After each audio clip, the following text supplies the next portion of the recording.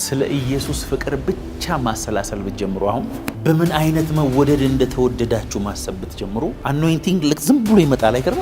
ማልቀስ ትጀምራለህ። ቅባት ዝም ብሎ አንተን ሆቨር ያደርጋል። በቃ ቀራኔው መሄድ እኮ ነው። በምን ያህል ፍቅር እንደተወደድክ ማሰብ። እንዴት ፍቅር ከሰማይ እግዚአብሔርን ሰው አድርጎ እንዳመጣ ማሰብ ሲጀምር፣ የተወደድክበትን ፍቅር ማሰብ ሲጀምር ቅባቱ አንተ ላይ ይመጣል። ዝም ብሎ አይገርም? ፍቅር መገለጥ፣ ፍቅር ኃይል ነው። ፍቅር ስሜት ሳይሆን በእግዚአብሔር መኖርና እግዚአብሔር በእኛ መኖሩ ነው። አንዳንድ ጊዜ በጣም የሚወዳችሁ የሚመስላችሁ ሰው ሳይወዳችሁ በጣም የማይወዳችሁ የሚመስላችሁ ሰው ሊሆን ይችላል የሚወዳችሁ። ይቅርታ ማድረግ የሚችል ሰው ለትልቅ ቅባት የታጨ ሰው። ብዙ ሰዎች ከአገልግሎት መስመር የወጡት ይቅርታ ማድረግ አቅቷቸው። ብዙ ሰዎች ትልቅ ቅባት በሕይወታቸው እንዳይገለጥ ቅባታቸው የተያዘው ሾርት ሰርኪዩት ያደረገው ይቅርታ ባለማድረግ ባለመውደድ ነው። በፍቅር ባለመኖር ምክንያት እኮ ነው ብዙ ነገር በእኛ ውስጥ እንዳያልፍ የሚያደርግ። የእግዚአብሔርን ሙላት የምትፈልጉ ከሆነ የእግዚአብሔር ፍጹም ሙላት ከፍቅር ጋር ብቻ ነው የተገናኘ። ከአገልግሎት አይደለም፣ ከጸሎት አይደለም፣ ከልፋት አይደለም፣ ከእውቀት ጋር የተገናኘ አይደለም። ሙላት ከፍቅር ጋር።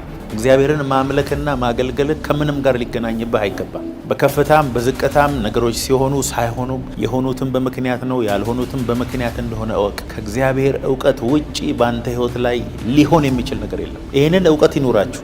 እግዚአብሔር ሳያውቀው በእኔ ህይወት የሚሆን ነገር የለም ብላችሁ መኑ።